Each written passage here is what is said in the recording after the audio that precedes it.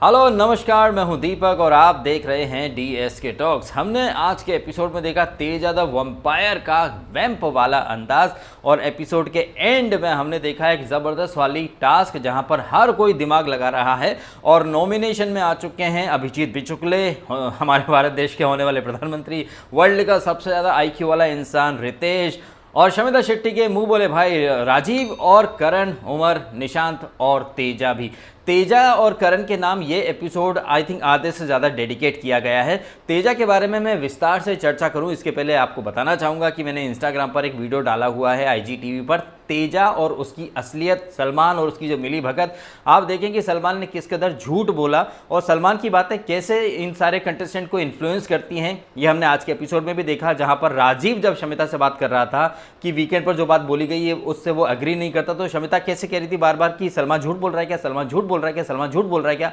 Salman actually में झूठ बोलता है शमिता शेट्टी, ये तुम्हें कभी समझ में नहीं आएगा। आश्चर्य की बात है कि तुम बिग बॉस में 3 बार आ चुकी हो। बिग बॉस OTT में भी करण जौहर ने कैसे तुम्हारा दिमाग खराब कर दिया था, लेकिन इसके बावजूद तुम खुद को समझदार और मैच्योर बोलती हो। तो आई थिंक जब तुम बाहर आओगी तुम्हें पता चलेगा, अगर कोई बताएगा तो, कि राजीव इस पॉइंट पर सही था। खैर, हम यहाँ तेजा की बात कर रहे थे, तो तेजा को जिस तरह से सलमान खान ने वीकेंड पर भर भर के सपोर्ट किया है, तो इन मैडम का दिमाग वैसे ही खराब हो चुका है जैसे बिग बॉस OTT के टाइम पर करण जौहर ने शमिता को तारीफ कर करके शमिता का दिमाग खराब कर दिया था। ऐसा करके क्या होता ना कि इन खिलाड़ियों का खेल हो जाता है खराब। अब यहाँ पर मैं तेजा की बुराई के लिए नहीं बोल रहा हूँ, तेजा के अच्छे के लिए बोल रहा हूँ कि जिस तरह से वो एक बात का बतंगड़ बना रही थी।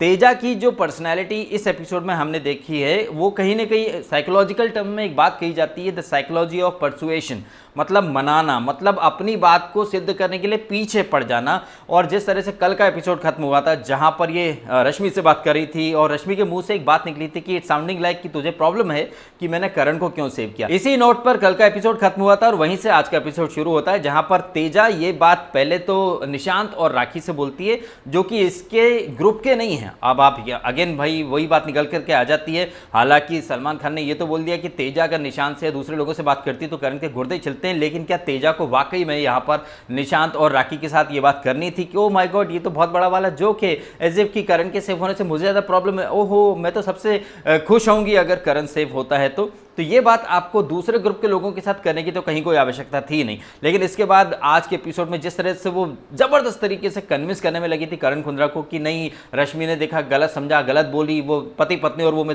फूट डालने आई है, डिवाइड एंड रूल करने आई है, वो गलत है मैं सही हूँ, वो गलत है मैं सही हूँ। और करण कुंद्रा को भी गुस्सा आ गया था, उसने कप वगैरह उठा के फेंक दिया। बिग बॉस की प्रॉपर्टी का नुकसान, लेकिन प्रोजेक्टेड विनर्स आप प्रॉपर्टी का नुकसान कर सकते हैं, बाकी लोग नहीं कर सकते। और हमने एपिसोड के एंड में जो देखा, जहाँ करण और ये सब नॉमिनेशन में आ चुके हैं और टिकट टू फिनाले में भाई 4 लोग गए हैं। कौन है? प्रतीक है, शम्मो है और रश्मि है और डम्बोलीना है। तो जाहिर तौर पर जब मेकर्स के प्रोजेक्टेड टॉप 2 या टॉप 3 अगर टिकट टू फिनाले में नहीं आए हैं, अब ये जो टिकट टू फिनाले की रेस होगी या जो टास्क होगी वो हम कल के एपिसोड में देखेंगे, जहां पर वो टास्क रद्द हो जाएगी। ये टास्क रद्द होना लाजमी, ठीक वैसे ही जैसे फुद्दू फरहान की अम्मी का नाम शब्बो आजमी है, क्योंकि मेकर्स के जो टॉप 3 है वो लोग अगर टिकट टू फिनाले में नहीं आएंगे तो भाई टिकट टू फिनाले का कहीं कोई मतलब रह नहीं जाता। आपको अच्छे से याद होगा, जैसे ही करण और तेजा VIP जोन से बाहर आते हैं, VIP जोन डिसॉल्व होता है, पूरा VIP जोन ही रद्द हो जाता है। ठीक ऐसे यहाँ पर अगर करण और तेजा टिकट टू फिनाले नहीं जीत रहे हैं तो फिर टिकट टू फिनाले टास्क करने का कोई औचित्य नहीं रह जाता है, जो कि हम कल के एपिसोड में देखेंगे, जहां पर अगेन काफी ज्यादा आर्ग्यूमेंट होंगे। बिग बॉस 13 की बहुत ज्यादा बड़ी वाली BFF बेस्टीज रश्मि और डम्बोलीना आपस में लड़ेंगे। अभिजीत बिचुकले भी कुछ ऐसी बातें कर देगा जिसके ऊपर काफी बवाल कटेगा, जिसके ऊपर काफी हैवी प्रोमो भी कट सकते हैं। ऑल्दो मैंने प्रोमो देखा नहीं है, लेकिन मैंने लाइव फीड देखा था। काफी टाइम तक लाइव फीड में सिर्फ वो कुर्सी दिखाई गई कन्फेशन रूम की और स्विमिंग पूल का पानी दिखाया गया और बैकग्राउंड में काफी ज्यादा आर्ग्यूमेंट चल रहे थे। आई थिंक इसके ऊपर ही कुछ प्रोमो कटेगा। खैर, यहाँ इस एपिसोड में जब शुरुआत होती है तो तेजा और रश्मि और करण का यही सब चलता रहता है। तेजा के बारे में जैसा कि मैंने बोला था, साइकोलॉजी ऑफ परसुएशन, वो यहाँ पर लगी हुई थी अपनी बात को सिद्ध करने में, और ऐसा करके वो खुद को दोगली और झूठी साबित कर रही थी। ये तेजा जो कि कल से लगी हुई है, और ये तेजा खुद को बहुत बड़ा इंटेलिजेंट भी बोलती है। जब वो नया धूपिया आई थी तो इसने खुद को इंटेलिजेंट वाली वो टैग दे दिया था खुद को, लेकिन ये कितनी बेवकूफ है। इसे ये समझ में नहीं आ रहा है कि रश्मि की टॉप प्रायोरिटी अभी उमर है। जब वो रश्मि उमर के ही राउंड में नहीं गई थी तो तेजा तो खैर रश्मि की प्रायोरिटी में कभी आती ही नहीं है। और ये घर वाले भी ना, मतलब कान ऐसे पकड़ने के बजाय दुनिया भर में घुमा के पकड़ रहे हैं, कोई भी मुद्दे की बात ही नहीं कर रहा है। इतना लंबा चौड़ा ये सफर तय कर रहे हैं। पॉइंट टू पॉइंट बात करनी चाहिए कि तेजा, अगर रश्मि तेरे राउंड में आती, दैट मीन्स जो 3rd राउंड था उसमें रितेश आया था, अगर रितेश की जगह रश्मि आती और वो तुझे जिताती तो क्या गारंटी है कि अगले राउंड में रितेश तुझे नहीं हरा देता। एंड फाइनल राउंड में राखी आई थी जिसने राजीव को जिता दिया था, तो क्या गारंटी थी कि अगर रश्मि तेरे राउंड में आती तुझे जिताती तो ये लोग तुझे जिता ही देते, क्योंकि सारे वीआईपी वालों का एक ही टारगेट था कि उस ग्रुप के लोगों को आगे लाना है। उस ग्रुप के लोगों को आगे नहीं ला पाए तो वो शमिता के भाई राजीव को लेकर के आ गए थे, क्योंकि इन लोगों की एक सेटिंग है जहां शमिता इनकी महारानी है और शमिता के अभी खास जो चंगू मंगू हैं सो कॉल्ड लोन वॉरियर प्रतीक और ये सपोला सांप निशांत कैसा मतलब लुक बना के आज के एपिसोड में घूम रहा था। आई थिंक इसने सांप वाले टैग को काफी ज्यादा सीरियसली ले लिया है। हालांकि ये बिग बॉस ओटीटी का सपोला सांप ये नहीं जानता कि इस बिग बॉस 15 के घर में पनपनापन 15 के अंदर काफी बड़ी वाली वेम्पायर भी रहती है जो अच्छों का खेल खत्म कर सकती है। करण पटेल ने यूं ही नहीं बोला था कि ये रातों रात 10 लौंडों को बेच खाएगी। एंड जहां पर ये मेल कंटेस्टेंट उर्फ लड़कों की सोच खत्म होती है, तेजा वहां से अपनी सोच शुरू करती है। ये क्लिप भी मैंने अपने उस इंस्टाग्राम वाले वीडियो में डाला है, आप चाहें तो देख लीजिएगा। वो वीडियो मैंने इसलिए डाला और उस वीडियो के बाद मैं बार बार इसलिए कर रहा हूं क्योंकि जब मैंने ये प्रोमो देखा था कि आज के एपिसोड का, मैं अच्छे से समझ चुका था कि यहाँ तेजा को भर भर के विक्टिमाइज्ड दिखाया जाएगा, जबकि वो एक नंबर की कनिंग है और चालू और कैसे अपने हिसाब से वो चीजों को मोड़ देती है। जहां उसको लगता है कि यार मुझे अपना पॉइंट प्रूव करना है, वो एग्रेसिव होती है, वो घूरती भी है और जबरदस्त तरीके से बात करती है। लेकिन जहां उसे लगता है कि उसका झूठ पकड़ा जा रहा है या पोल पट्टी खुल रही है तो सडनली वो रोना शुरू कर देती है। ब्रह्मास्त्र रूपी आंसू निकल आते हैं। ये सारे तेवर हम पहले भी देख चुके हैं। आपको याद होगा जब डोनल और विधि किचन में आया करती थी और तेजा को लगता था कि भाई किचन से ही टीआरपी मिलेगी, मुझे किचन से आगे बढ़ने के रास्ते मिलेंगे, तो कैसे इसने पर्पसली एक प्लानिंग के तहत विधि को और डोनल को किचन से बाहर करवाया था। एंड फिर खुद को एक महान औरत के रूप में दिखाया था कि 13 लोगों का खाना बनाती है। फिर बाद में बोलने लगे कि तुम लोग कहते हो कि मैं किसी को खाना नहीं देती हूं। हम सबने देखा है कि कैसे टाइम टू टाइम तेजा ने अपना विक्टिम कार्ड खेला है, वुमन कार्ड खेला है, लेकिन तमाम तेजा के फैंस कहीं ना कहीं उसको डिफेंड ही कर रहे हैं, जस्टिफाई कर रहे हैं। और मैंने पहले भी कहा है कि तेजा जो है पहले विशाल का खेल खल्लास कर चुकी और करण का खेल किस तरह खल्लास किया है हमने देख ही लिया। नेशनल टीवी पर उसको एक टॉक्सिक आशिक का सर्टिफिकेट दे दिया उस सलमान खान ने, जो साला खुद एक नंबर का टॉक्सिक है, जिसने कभी अपनी रिलेशनशिप की कदर नहीं की। वो इंसान जो है वो रिलेशनशिप के ऊपर लेक्चर दे रहा था। ये तो वही बात हो गई कि सनी लियोनी लोगों को लेक्चर दे कि पतिव्रता पत्नी कैसे बना जाता है या फिर संस्कार कैसे फॉलो किए जाते हैं, या फिर कटरीना कैफ लोगों को ज्ञान दे कि नेशनल अवार्ड विनिंग एक्टिंग कैसे की जाती है। तो सलमान की बात है और गधे की लाते इनका कहीं कोई औचित्य नहीं होता। लेकिन ये जो कंटेस्टेंट हैं अब ये चूंकि बाहर की बातों से बेखबर है तो इन्हें लगता है कि सलमान जो फीडबैक दे रहा है वो सही है। मुझे यहाँ एक चीज बहुत अच्छी लगी, जिस तरह से उमर को डिमोटिवेट करने की कोशिश की गई। ऐसा लग रहा था कि वो शायद चुप हो जाएगा, अपनी आवाज नहीं उठाएगा, लेकिन इस टास्क के दौरान और घर में जिस तरह से वातावरण है वहां बढ़िया तरीके से वो अपने पॉइंट रख रहा है। ऐसा लग ही नहीं रहा कि इस बंदे को इतना जबरदस्त तरीके से डिमोटिवेट भी किया गया हो। बिल्कुल उसने सारी चीजों को सिरे से इग्नोर कर दिया है और आई थिंक ये एक पर्सनैलिटी दिखाता है कि आदमी मेंटली कितना स्ट्रांग है। शायद उसको भी पता है कि वीकेंड की स्क्रिप्ट आई होगी सलमान के पास। अब सलमान तो भैया सबको पता है, उमर ने भी देखा है कि कैसे आसिम को ये लोग बैश किया करते थे जबरदस्ती में, तो उमर को इतना तो आइडिया है कि सलमान इतना बड़ा सो कॉल्ड मेगा स्टार है, उसको कहां टाइम है बिग बॉस के एपिसोड देखने का। और वो चूंकि कुछ देखता है नहीं तो उसकी वैनिटी में या फिर उसके कमरे में आकर मेकर्स उसको एडिट वाली क्लिप दिखा देते होंगे, क्योंकि बिग बॉस के जो एडिटर्स हैं वो सबसे बेस्ट एडिटर्स हैं पूरी दुनिया में। वो किसी नेगेटिव इंसान को पॉजिटिव 2 मिनट में दिखा देते हैं और किसी पॉजिटिव इंसान को नेगेटिव दिखाने के लिए उनको बस 2-3 मिनट की एडिटिंग की जरूरत है। सलमान वो क्लिप देखता है और उसके कान के ठट्टे में वो बोलते रहते हैं ऐसा बोल दो वैसा बोल दो, और सलमान वही चीज आगे भौंक के चला जाता है। तो यहाँ उमर ने अपने ऊपर सलमान की जो बैशिंग थी उसको हावी होने नहीं दिया, बढ़िया तरीके से वो पॉइंट भी रख रहा है, यहाँ पर वो बढ़िया तरीके से खेल भी रहे हैं। ऑल्दो ये लोग नॉमिनेट हो चुके हैं, जहां पर आई थिंक राजीव, रितेश और अभिजीत बिचुकले को बाहर जाना चाहिए। अब देखते हैं कि मेकर्स किसको निकालते हैं किसको नहीं। लेकिन यहां पर जिस तरीके से ये टास्क हुई है, यहां हमें असर दिख रहा है कि करण नीति फ्लॉप हो चुकी है। वो बंदा लड़की के चक्कर में पूरा खेल जो है उसका चौपट हो चुका है।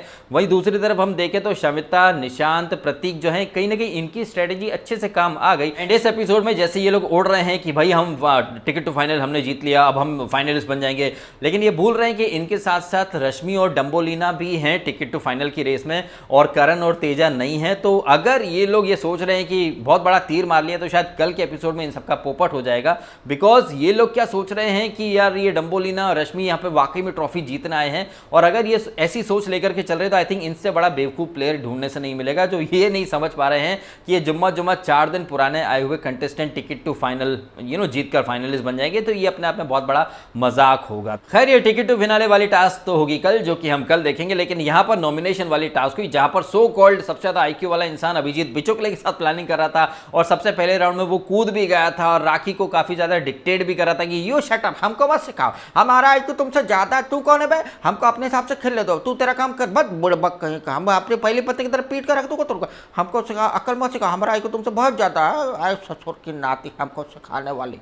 तो यहाँ रितेश अपना अलग पीपड़ी बजा रहा था। अभिजीत बिचुकले तो बगैर कुछ करे ही फाइनलिस्ट बनना चाहता है, ये कभी कोई टास्क को सीरियसली नहीं लेता, कभी किसी चीज को सीरियसली नहीं लेता और राखी के पास एक संचालक की पदवी दी गई है, लेकिन हमने देखा कि वो उसमें खुद में कोई दिमाग है नहीं, उसको कभी शमिता कंट्रोल कर रही है, कभी निशांत, कभी प्रतीक, कभी करण, कभी तेजा, कभी उमर, मतलब जो जैसा बोल रहा है राखी उस हिसाब से चल रही है। वहीं हमने एक चीज और देखी कि शमिता शेट्टी, जिन्हें कि सलमान खान ने बोला था कि आप देखिए सलमान खान का कैसा दोगलापन था और सलमान ने कैसी झूठी स्क्रिप्ट थोप दी है। सलमान ने क्या कहा था कि शमिता, राजीव कभी आपके लिए स्टैंड नहीं लेता, कभी आपको सपोर्ट नहीं करता। क्या शमिता ने यहां पर अपने भाई को सपोर्ट किया? शमिता ने बड़ी इजीली अपने भाई को कुर्बान कर दिया। ये पॉइंट वीकेंड पर रेज होना चाहिए कि शमिता आपकी प्रायोरिटी, आप तो कहती थी कि नेहा और राजीव आपकी प्रायोरिटी है, आपने अपने भाई को इजीली नॉमिनेशन में जाने दिया। और निशांत और प्रतीक साहब बढ़िया वो करनी थी, प्लानिंग कर रही थी, फिर आप बोल रही थी हम इंडिविजुअल खेल रहे हैं, राजीव तो अपना देख ले, मतलब आपने अपने भाई को दूध में पड़ी मक्खी की तरह उठा करके फेंक दिया। तो ये क्या कौन सा भाई बहन वाला रिश्ता, जहां पर आपको दूसरे लोग बहुत ज्यादा प्यारे हैं लेकिन आपने अपने भाई को बलि का बकरा बना दिया। फिर ऐसे में अगर उमर आपसे क्वेश्चन करता है आपकी लॉयल्टी के बारे में, प्रायोरिटी के बारे में, तो फिर आप बोलते थे कि he is going to personal.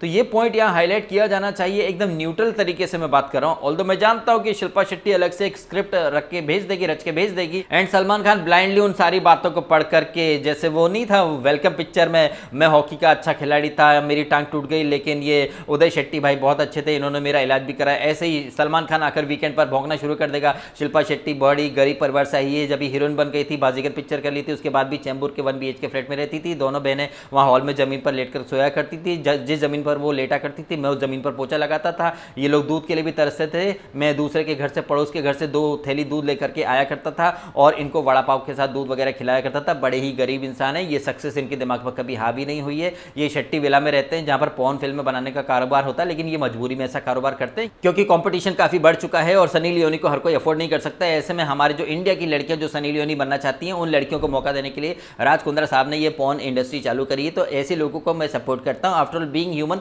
ऐसी चीजों को सपोर्ट करने के लिए बनाया जाता है। आज का समाचार खत्म हुआ, धन्यवाद। तो सलमान खान वीकेंड पर कुछ भी बोल सकता है, लेकिन उसकी चीजें कितनी जेन्युइन है, कितनी सही है, ये एक पर्टिकुलर कंटेस्टेंट के दिमाग में ये बात आ जानी चाहिए। लेकिन शमिता शेट्टी बिल्कुल भी ऐसी नहीं है जो कि इस तरह की चीजों को समझ सके। लेकिन करण कुंद्रा समझ रहा है कि कैसे उसे टॉक्सिक आशिक दिखाया गया है और कैसे दिखाया गया है कि वो तेजा का सपोर्ट नहीं करता, लेकिन तेजा किस तरह से बुलशिट वाली ये हरकतें करती, तो ऐसी हरकतों को वो कतई जस्टिफाई नहीं कर सकता।